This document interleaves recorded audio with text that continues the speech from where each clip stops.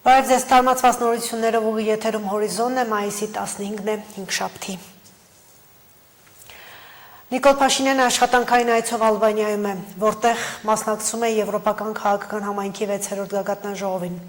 Ալբանիայում նախատեսված են երկում հանդիպումներ միջազգային գործընկերների հետ։ Քիչ առաջ տեղի ունեցել Փաշինյանի հանդիպումը Ալբանիայի վարչապետի հետ։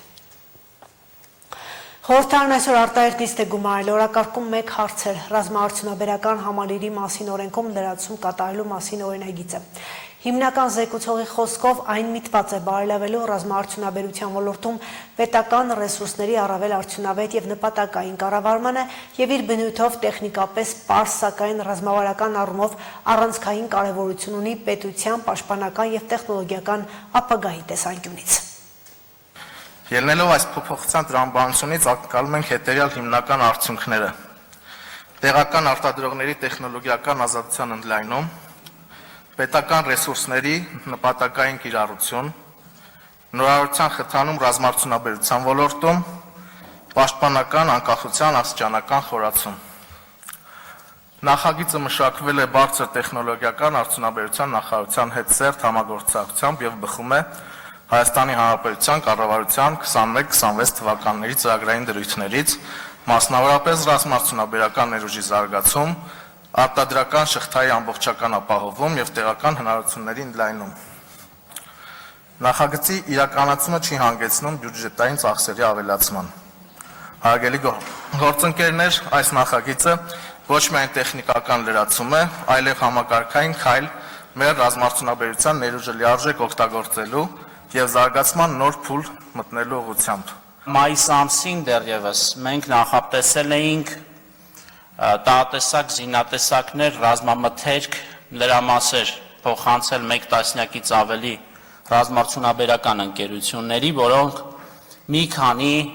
նպատակով են դրանք ստանալու համար մեզ դիմել, մասնավորապես նոր տեսակի նոր զինատեսակների արտադրության եւ դրանց պետական փորձարկման տանելու նպատակով,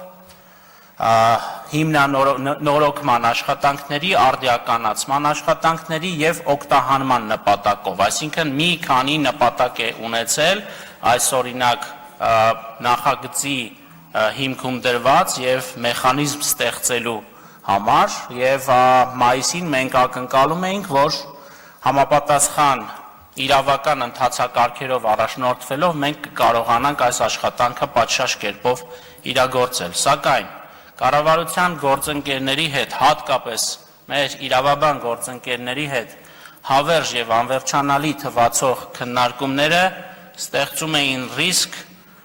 նախատեսված ժամկետներում այս աշխատանքը պատշաճ չկատարելու, հետեւաբար մենք ընդունեցինք գործընկերների առաջարկը արդեն օրենսդրության մեջ համապատասխան փոփոխություններ կատարելու, որպեսզի մենք համապատասխան լիազորող նորմ ունենանք սահմանված օրենսդրության մեջ, որը հնարավորություն կտա կառավարությանը արդեն շատ արագ 1-2 շաբաթվա ընթացքում օրենքը ընդունվելուց հետո համապատասխան ռազմամթերքը, զենքերը եւ լրամասերն ու բաղադրիչները, որոնք հանդիսանում են պետական սեփականություն, տրամադրել ռազմաարդյունաբերական ընկերություններին։ Ուստի եւ եւս մեկ անգամ հույս ունեմ, որ դուք ըմբռնումով եք մոտենում այս հապճեպությանը,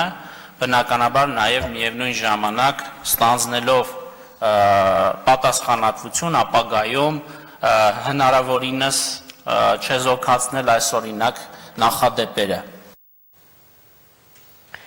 Առաջիկա շաբաթվա ընթացքում Հայաստանի դպրոցներում վերջին զանգն է հնչելու, իսկ օրեր անց կբացվի նաև դպրոցականների հայտագրման ընդունելության հարթակը, կիրառվելու են նոր ուսումնական կարգավորումներ, օրինակ, այս տարի առաջին դասարանցիների ընդունելության գործընթացում նոր կարգ է գործելու։ Գործընթացի մանրամասներ ներկայացրել է Կրթության, գիտության, մշակույթի և սպորտի նախարարի տեղակալ Արաքսիա Սվաջյանը։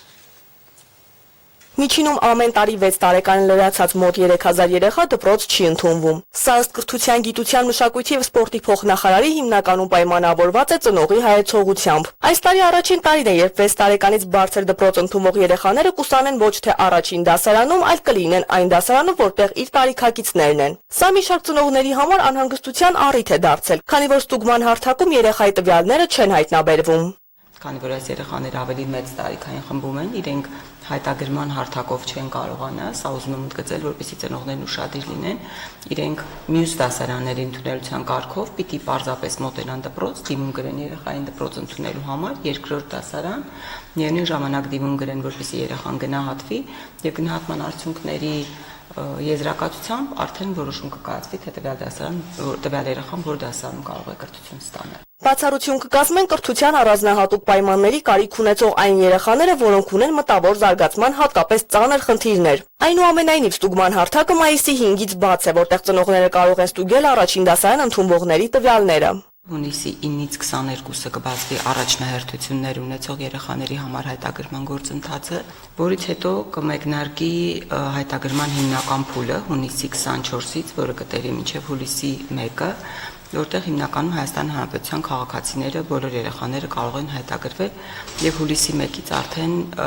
օտարերկրյա քաղաքացիների համար հայտագրումը կբացվի։ Քանի որ ուսումնական տարին հայտարարվել էր որպես մշակութային, առաջիկա շաբաթվա ընթացքում տեղի կունենա այս տարվա մշակութային վերջին զանգը, որի ընթացքում կհայտարարվի մրցույթ դպրոցների միջև։ Ըստ փոխնախարարի սա կմեծացնի դպրոցականների ստեղծագործականությունը, քանի որ հաճախ վերջին զանգի սցենարները պատվիրվում են եւ գրվում են պրոֆեսիոնալ սցենարիստների կողմից։ Ամեն մարզում կլինի 2 հաղթող դպրոց, 1 հիմնական եւ 1 ավագ։ Այս տարի մենք կտեսնենք երեխաների հենց իրենց խոսքը, հենց իրենց ձևավորումը, հենց իրենց մտահղացումները եւ հուսով եմ, որ սա նաեւ փոփոխություն կբերի վերջին դասի կամ վերջին զանգի նշելու մշակույթում։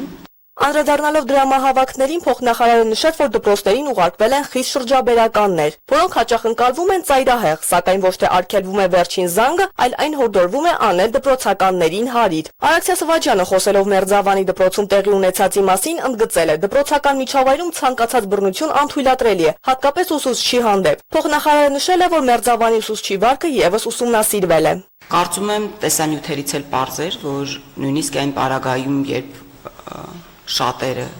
հունից դուրս եկած կամ հունից դուրս հանող մեկնաբանություններով ուսուցչին դիմում էին, ուսուցիչը գտնվելով այդ վիճակում համենայն դեպս իրեն պահում էր հավասարակշիռ։ Եվ ուզում եմ եւս մեկ բան ընդգծել, անկախ նրանից ուսուցիչը ինչպիսի վարկ դրսևորած կլինի, ուսուցչի հետ խնդիրները բարձելու ձևաչափը դա չէ։ Աշակերտների անվտանգության պահպանման համար էլ Արաքսիա Սվաջյանը նշեց, որ ուսումնասիրվում է եւ առաջիկայում գործի կդրվի ավագ դպրոցներում եւ խոշոր 700-ից ավել աշակերտ ունեցող դպրոցներում հանցակետերի ստեղծումը։ Լիպսիմե Ավակյան, Հորիզոն։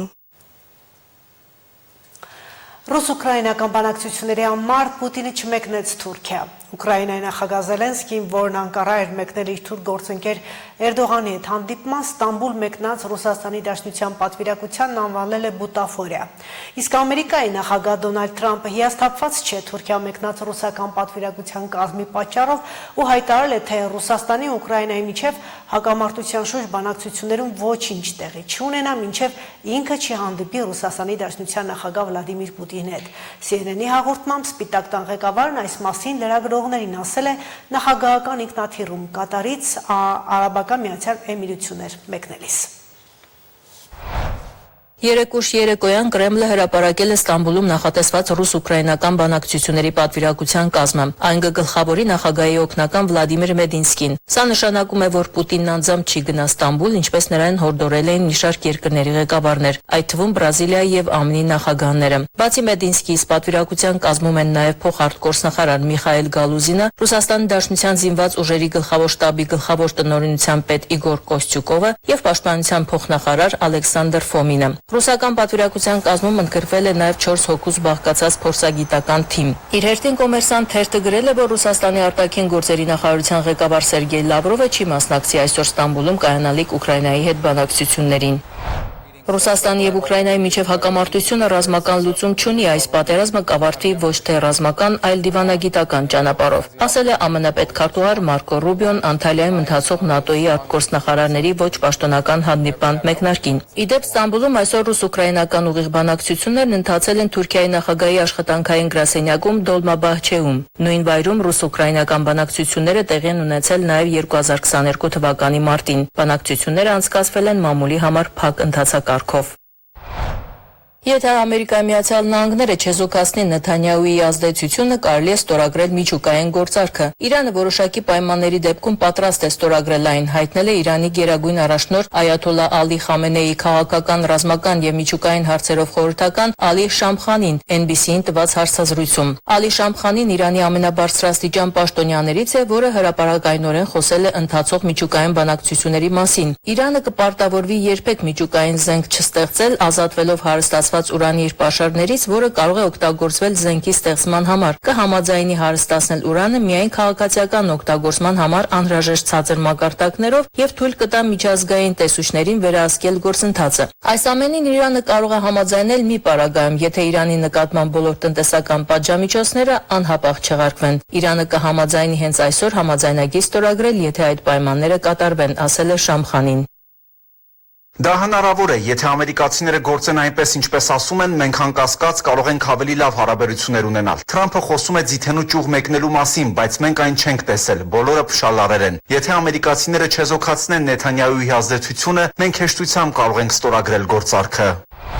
Իսրայելական օդուժը ինտենսիվ հարվածներ է հասցրել Գազայի հատվածին, որի հետևանքով զոհվել է առնվազն 80 պաղեստինցի։ Զոհվածների մեծ մասը կանայք եւ երեխաներ են։ Երեք իսրայելական բանակը Գազա քաղաքի մի քանի թաղամասերում մարդկանց տարհանման նոր նախազգուշացում է տարածել, ինչը ստիպել է հազարավոր պաղեստինցիների լքել իրենց ապաստարանները։ Իսրայելական բանակի կողմից հրապարակված քարտեզների համաձայն թիրախավորման ենթակա տարածքների թվում են մի քանի դպրոցներ եւ Շիֆայի հիվանդանոցը։ Ականատեսները եւ բժիշկները պատմել են, որ տարհանման հայտարարությունից անմիջապես հետո իսրայելական ինքնաթիռները մի քանի ավիահարվածներ են հասցրել Գազայի հատվածում գտնվող թիրախներին։ Ամերիկյան Boeing Co. կոնցեռնը 160 ինքնաթիռ մատակարարելու պատվեր է ստացել Քաթարի Qatar Airways ավիաընկերությունից, այս մասին հայտնում է Reuters-ը։ $200 միլիարդ արժողությամբ գործարքի մասին հայտարարվել է ԱՄՆ նախագահ Դոնալդ Թրամփի Դոհա կատարած այցի ժամանակ։ Պայմանագրի ստորագրման արարողությանը ներկա են եղել ԱՄՆ նախագահ Դոնալդ Թրամփը եւ Քաթարի էմիր Թամիմ Բեն Համադ Ալ Թանին։ Թրամփը նշել է, որ այս պայմանագիրը ռեկորդային է Boeing-ի պատմության մեջ։ Ընկերության բաժնետոմսերը մայիսի 14-ին բորսայական առևտրի ընթացքում թանկացել են 1.6%-ով։ Այս տարվա սկզբից դրանց արժեքը աճել է 16.8%-ով։ Ալա Ղալաչյան, Հորիզոն։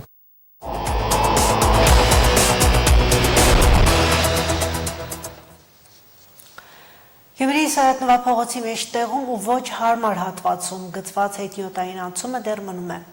որ այն ոչ թե անվտանգ երթևեկության երաշխիք, այլ խիստ վտանգավոր վթարային իրավիճակների բուն է, բողոքեցին մարդիկ, որոնք հաճախակի վթարների ու վրաերթերի ականատես են լինում։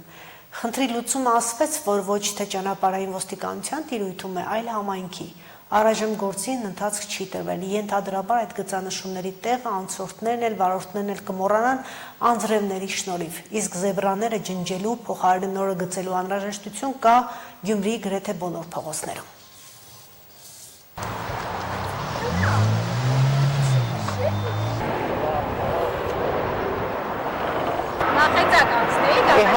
Կանցնային, իրարդևից կանցնային, ես կողմից արդեն կանցնային,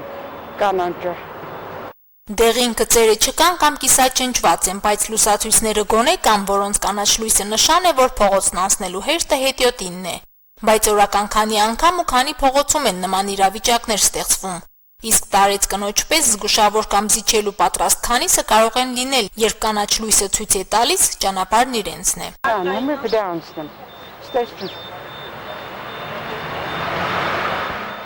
Հետիոտնային լուսացույցներ քաղաքի ոչ բոլոր փողոցներում են տեղադրված, չնայած որ ինտենսիվ երթևեկությամբ չեն զիջում։ Վարորդն անցորդին զիջելու, վերջինս էլ վարորդի համար վթարային իրավիճակներ չստեղծելու համար են բանուկ փողոցների դեղին գծերը, եթե դրանք անիվների տակ կամ անձրևի հետ չեն մաքրվել։ Այստեղ էլ վարորդի ու անցորդի հիշողությունն է պետք թարմ պահել։ Դե հիշում էի, որ միշտ եղել է, հիմա էլ մի քիչ երևում է անցա։ Բայց լավ կլինի, որ մի քիչ հիմա թարմացնեն, որովհետև չի երևում, կարող է դրսի վարորդ լինի եւ չիմանա։ Այս մյուս անցումն ավելի վտանգավոր է, քան տեսա։ Այս մյուսը հաղթանակի ծայրինը։ Հա, չէ, ջնջվել է, բայց լինում է, որ շատ արագ են գալիս ու շուռ գալիս, անպայման հետիոտն պետք է շատ ուշադիր լինի։ Երթևեկությամբ ծանրաբեռնված Բագրատունյաց օղակից հաղթանակի պողոտայի սկզբնամասում հենց շրջադարձի հատվածում էլ փողոցն ասֆալտելուց հետո մոռացան նշագծել։ Թեև երթևեկության նշան են կախել, որին նայող էլ չկա։ Չի երևում։ Դες այդտեղ ճանապարհը պետք է չէ, զեբրագծեր, բայց չկա։ Թե ինչ որակի ու ինչ կազմության ներկե օգտագործվում, որ գարունից ամառ կամ աշունից ձմեռ են դիմանում, գծողների համար միևնույն է, բայց այդպես չեն մտածում վարորդներն ու անցորդները։ Միմյանց չզիջելու կուլտուրայի բացակայությունն էլ իր հերթին վթարային իրավիճակների են բերում։ Ուղղորդող նշաններ, հետիոտնային լուսացույցներ եթե չկան, որտեղից ուզենա, այնտեղից կանցնի տարբերակն է աշխատելու։ Մի մեքենան ճանապարհ է տալիս, մյուսը չի տալիս։ Օրինակ ես ինքը շատ վախենալով անցնում եմ։ Ամեն դեպքում թեկուզ սվետաֆորը լինի, նորից պետք է զգույշ լինել, որտեղ վարորդկա չի կանգնում։ Ջահել են, չուզեն շուտ տեղ հասնին։ Ամեն վարորդ չի զիջե, բայց կար վարորդ կզիջեն։ Օրինակ էլի վարորդները կզիջեն։ Պերիոդն է, տեսնեք որ ավտոկու կա, ինքը անկախ են բանից վարորդը պիտի կանգնի, դե չկանգնի, ինքը կեշտ է։ Այնքան տեղ կա, գծանշումը արված է, կողքից ասում արդիկ դրանով չեն ասնում։ Ես էլ եմ մեքենա վարում, ես գիտեմ դա ինչ բան է, բայց հետիոտների մոտ այդ մշակույթը պիտի մտնի, ոնց որ դե տեսնո ով որտեղից ուզում անցնում է։ Եղավ նաև այնպես, որ հետիոտնային անցմանը չվստահեցին անցորդները, եւ դա վերաբերում է Սայաթնովա փողոցում դրամատիկական թատրոնի դիմացի գծանշմանը, որը նաև մահվան զեբրա անունը ստացավ։ Իրար հետևից գրանցված վթարների ու վրաերթերի հետևանքով մարդիկ բողոքեցին, ահազանգեցին, բայց էլի բան չփոխվեց։ Վտանգավոր ու անհասկանալի տեղում է գծանշումը։ Մնում է, որ անձրևները լվանան հետքերը։ Շուտ ջնջվելու հատկություն Գյումրիում մենակ գծանշումները չէ, որ ունեն։ Այստեղ փողոցների ասֆալտն էլ նույն եղանակով է անհետանում։ Մարինե Դերբինյան, Արտյոմ Խաչատրյան, Հորիզոն։ Հասկանալի ժամի համար ծանոթացեք նորությունների ժամը 20-ին։